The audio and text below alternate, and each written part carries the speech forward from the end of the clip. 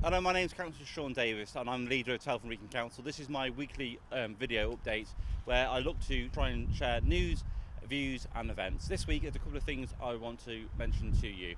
We're going to be launching a campaign to support our pensioners here in Telford and Wrekin. This is part of a programme to ensure that we are protecting, investing and caring for all our residents right across Telford and Wrekin. Nationally, around a third of pensioners do not claim the benefit support that they are entitled to.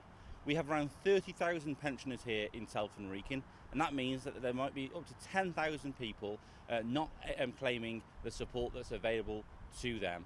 After all, pensioners have been paid into the system all of their lives. Why shouldn't they get the help and support that they are entitled to? And many benefits that are available then open doors for other offers. So for example, council tax discounts, swimming for £1 with your TLC card, free TV licences and much more.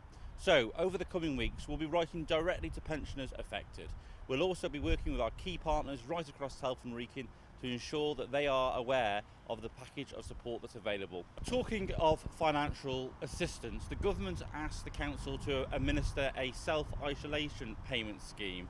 The rules are determined by government but administered by the council will see payments for those people on low incomes to be able to self-isolate where their employer does not support that through payment.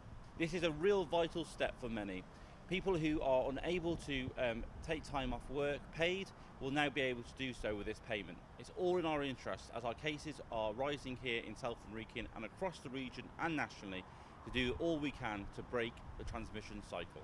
That's it for this week for my weekly update. I'll be back next week.